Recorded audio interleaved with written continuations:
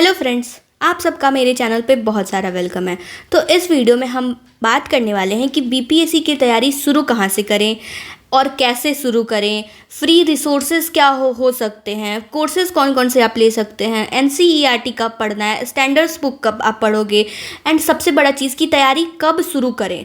बहुत सारे मेरे को ऐसा कमेंट आया कि आप बहुत सारे लोगों ने कमेंट किया कि ग्रेजुएशन में है तो ग्रेजुएशन की किस ईयर से तैयारी करना शुरू कर देना चाहिए, एंड तैयारी करने का जो फर्स्ट स्टेप होता है वो क्या होना चाहिए। बहुत सारा डाउट होता है, मेरे को भी हुआ था जब मैंने तैयारी शुरू किया था। तो मेरे को पता है कि कौन कौन से डाउट आपको हो सकते हैं, क्योंकि मैं भी जब तैयारी में आई थी तो मुझे भी कुछ नहीं पता था कि बीपीएससी, मेरे को तो इतना तक नहीं पता था कि बीपीएससी और यूपीएससी नाम का कोई चीज़ भी होता है। पता है, हम अपना बात बताएं तो मेरे को सच में लगता था ना कि जो लोग साइंस लेके पढ़ते हैं ना वही बस बीपीएससी और यूपीएससी का एग्ज़ाम दे सकते हैं। पहले तो एग्ज़ाम के बारे में ही नहीं पता था, फिर जब एग्ज़ाम का पता चला तो मेरे को लगा था कि जो लोग साइंस से पढ़े होते हैं वो ही कर सकते हैं। ऐसा मेरे को सच में लगा था, मैं झूठ नहीं बोल रही हूँ, ऐसा मेरे को सच में लगा था। बट फिर जब मैंने पता किया बीपीएससी के बारे में, यूपीएससी के बारे में, तब अभी सारा क्लैरिटी हो चुका है मेरे को। तो ऐसा मेरे को लगा था। तो और मेरा तो कंप्यूटर साइंस था तो मेरे को लगता था कि हम तो दे ही नहीं पाएंगे। बट धीरे धीरे मैंने इसके बारे में और जाना, रिसर्च किया, तो पता चला कि चलो ऐसा कुछ नहीं है, कोई भी दे सकता है। तो बीपीएससी की तैयारी कहाँ से शुरू करें, इससे पहले आपको ये जानना होगा कि बीपीएससी होता क्या है। बीपीएससी को देने के लिए आपकी क्वालिफिकेशन क्या होनी चाहिए, आपकी एज क्या होनी चाहिए, एंड सब कुछ जानना होगा कि बीपीएससी एक्चुअली में क्या होता है। तो सबसे पहले हम एक बहुत ही शॉर्ट तरीके से मैं आपको बताती हूँ कि बीपीएससी क्या होता है। ओके, तो सबसे पहले देखते हैं कि बीपीएससी होता क्या है। तो बीपीएससी का फुल फॉर्म होता है बिहार पब्लिक सर्विस कमीशन, यानी कि बिहार लोक सेवा आयोग। और बीपीएससी एक संस्था का नाम है जो कि बहुत सारे एग्ज़ाम कंडक्ट करवाती है, और उसी में से एक एग्ज़ाम होता है जिसको देने के बाद आप सिविल सर्वेंट बनते हो राज्य स्तर पे। आप यहाँ पे देख रहे हो कि लिखा हुआ है कि आवेदकों की योग्यता के अनुसार भारतीय राज्य बिहार में सिविल सेवाओं के लिए आवेदकों का चयन करने के लिए बनाई गई एक संस्था है। यानी कि बीपीएससी द्वारा एक एग्ज़ाम कंडक्ट करवाया जाता है जिसको देने के बाद आप सिविल सर्वेंट बनते हो राज्य स्तर पे। इतना आपको क्लियर है। अब नेक्स्ट स्टेप में देखेंगे कि इसका एग्ज़ाम लेने का पैटर्न क्या होता है। तो ये 3 स्टेज में एग्ज़ाम लेती है। पहला होता है प्री, दूसरा होता है मेंस, और तीसरा होता है इंटरव्यू। प्री जो होता है वो बस क्वालिफाइंग होता है। अगर आप प्री क्वालिफाई करते हो तो आप मेंस का एग्ज़ाम देने के लिए एलिजिबल हो जाओगे, और अगर आप मेंस क्वालिफाई करते हो तो आपको इंटरव्यू का कॉल आएगा। यानी कि प्री का जो नंबर है वो इस नंबर में और इस नंबर में नहीं जुटेगा। मतलब कि अगर आप प्री एग्ज़ाम दे रहे हो तो एक बस ताला का चाबी है जिसको खोलने के बाद आप मेंस का एग्ज़ाम दोगे, और मेंस का एग्ज़ाम देने के बाद आपको इंटरव्यू का कॉल आएगा। और जो नंबर होता है, जो मेरिट बनता है, वो मेंस और इंटरव्यू का जो नंबर होता है उस पर मेरिट बनता है। यानी कि ज़रूरी ये है, मेंस है और इंटरव्यू है, बट अगर आप प्री में फेल हो जाओगे तो ये दोनों में आप एलिजिबल नहीं रहोगे। तो ये 3 स्टेज में एग्ज़ाम लेती है, प्री होता है, मेंस होता है और इंटरव्यू होता है। अब देखते हैं कि इसके लिए एज का जो क्राइटेरिया होता है वो क्या होता है और क्वालिफिकेशन क्या चाहिए होता है। तो यहाँ हम एज लिमिट की बात करने वाले हैं। तो आप देखोगे कि यहाँ पे लिखा हुआ है, आप इसका स्क्रीनशॉट लेके रख लो ताकि आपको आगे भी काम करे, कि अगर आप जनरल कैटेगरी से हो तो आपका जो एज होना चाहिए वो 20 से 37 साल होना चाहिए, के बीच होना चाहिए। और अगर आप ओबीसी से हो तो 20 से 40 होने चाहिए, और आप एसटी और एससी कैटेगरी से हो तो आपको 20 से 42 साल तक के अंदर में आप फॉर्म अप्लाई कर सकते हो। तो एज क्राइटेरिया क्लियर हो गया। और बहुत सारे लोग ऐसा पूछते हैं कि 21 ईयर हुआ है तो एग्ज़ाम दे सकते हैं या नहीं दे सकते। तो बिल्कुल आप दे सकते हो। मिनिमम जो एज है वो 20 साल है, और मेरे को लगता है कि 21 तक तो जाते जाते सबका ग्रेजुएशन मतलब हो ही जाता है। अब बात करते हैं इसका क्वालिफ़िकेशन का, कि क्वालिफ़िकेशन क्या है। तो देखिए, इसके लिए आपको किसी भी स्ट्रीम में, मेरे जैसा आप मत सोचना कि बस साइंस के लिए, ऐसा कुछ नहीं है। किसी भी स्ट्रीम में आपका बस ग्रेजुएशन होना चाहिए। आप बीटेक करो, आप कुछ भी करो, बस ग्रेजुएशन होना चाहिए। किसी भी स्ट्रीम में करो और कहीं से भी करो।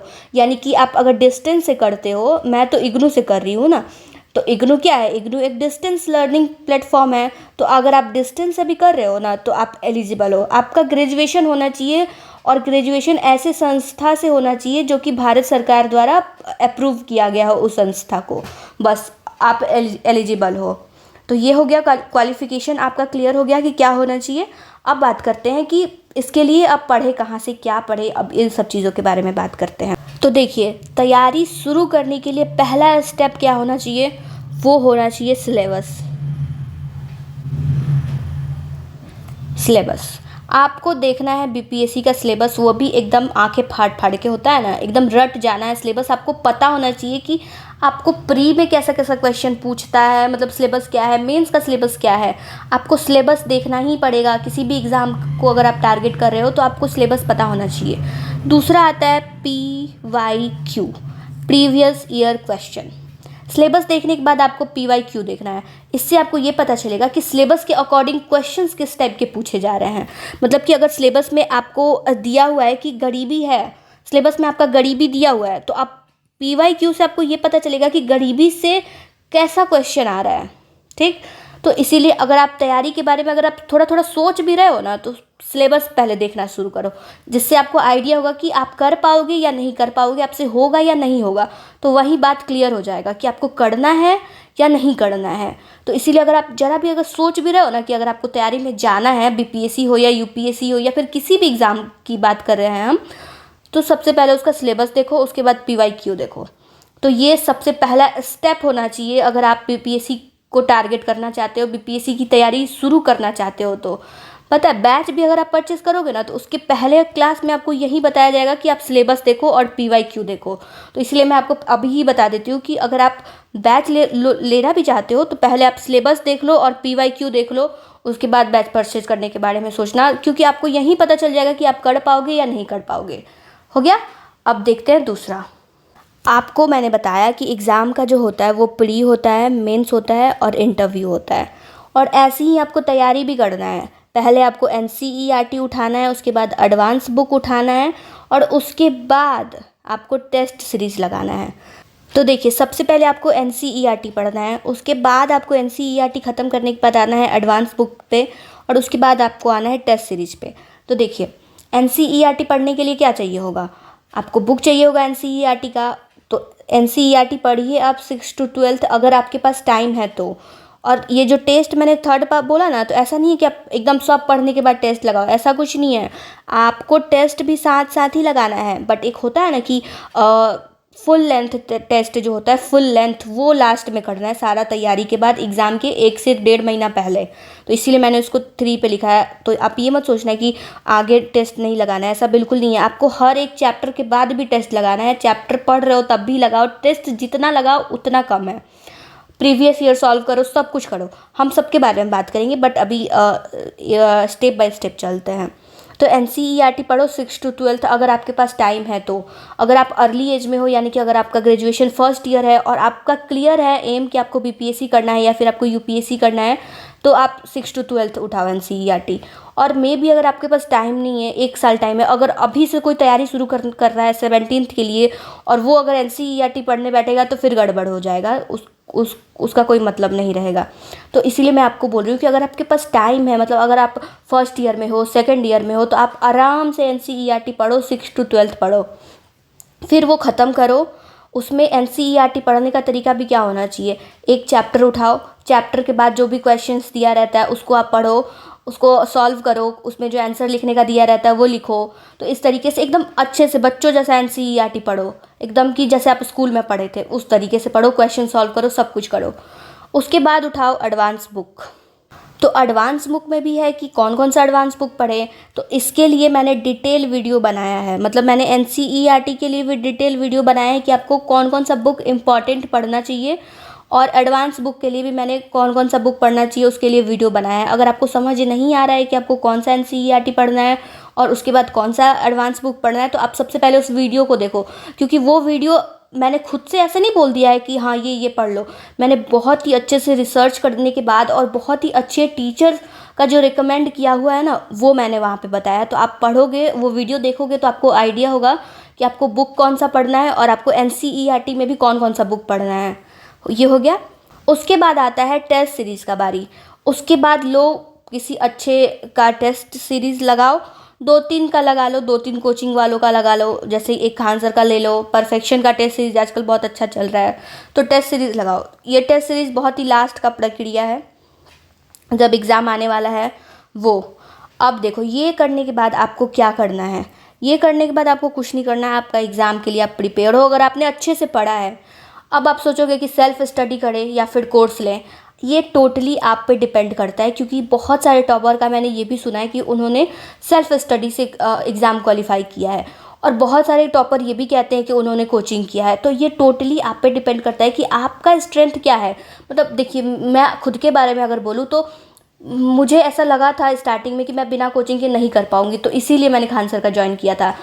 देखिए, खान सर हो या फिर कोई भी कोचिंग वाला हो, आपको यही बोलेंगे सर लोग कि कोचिंग से आपको 25 to 35 या 40% ही फ़ायदा होगा।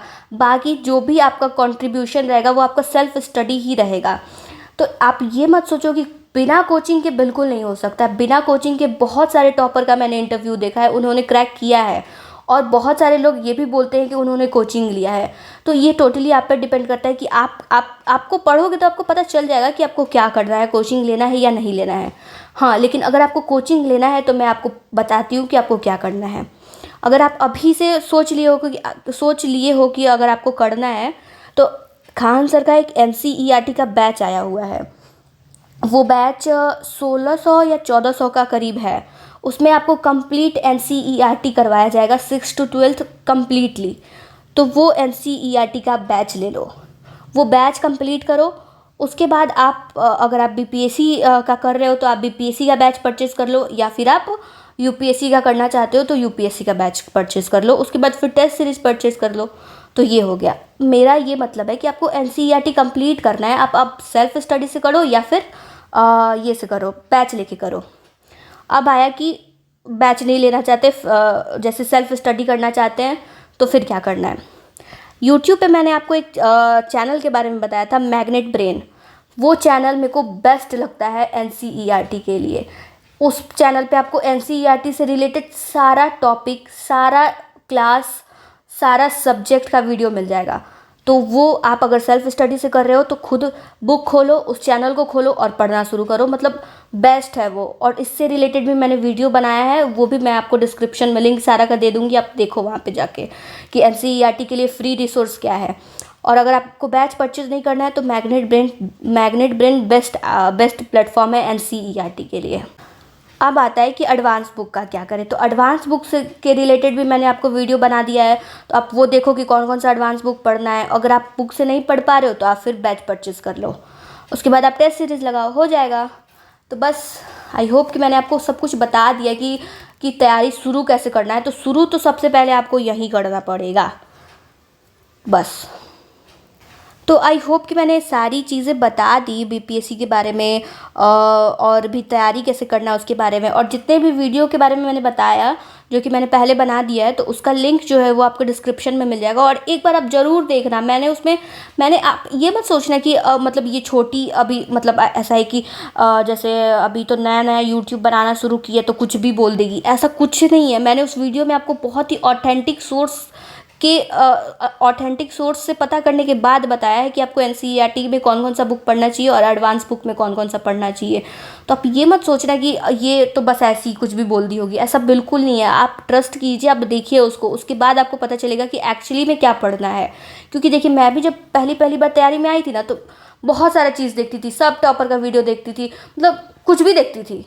तो इसीलिए मेरे को धीरे धीरे आइडिया हुआ कि नहीं, कुछ भी नहीं देखना है, अच्छा चीज़ देखना है। और इसीलिए कहीं ना कहीं मैंने वो सब वीडियो भी बनाया कि बुक के लिए कौन कौन सा बुक पढ़ना है, NCERT में कौन कौन सा बुक पढ़ना है, ताकि एटलीस्ट जो लोग मेरी वीडियो देखते हैं उन तक मैं गलत इन्फॉर्मेशन ना दूँ। तो ये पता है, अगर आप BPSC या फिर UPSC की तैयारी करते हो, अगर आप सिविल सर्वेंट बनना चाहते हो ना, तो आपका ये आपकी तैयारी में ही आपका झलक जाना चाहिए कि नहीं, आपको जो भी बोलना है वो अच्छा बोलना है और ऑथेंटिक सोर्स के जानने के बाद ही बोलना है। कुछ भी नहीं बोल देना है, मतलब लोगों को मिसगाइड नहीं करना है। तो इसीलिए मैंने ये चीज़ बहुत ही अच्छे से रियलाइज़ किया और उसके बाद ही मैंने वीडियो बनाया है। तो आई होप कि आपको वीडियो अच्छा लगा होगा और इन्फॉर्मेटिव लगा होगा। तो इसको लाइक शेयर सब्सक्राइब ज़रूर कीजिएगा। एंड फर्दर कोई भी आपको क्वेश्चन रहता है तो आप कमेंट कर सकते हो। एंड लास्ट ये कि खान सर का जो होने वाला है सेमिनार, उसमें तो हम जा रहे हैं। तो आप में से कौन कौन आ रहा है मेरे को बताना कमेंट में। ओके, ठीक है, बाय।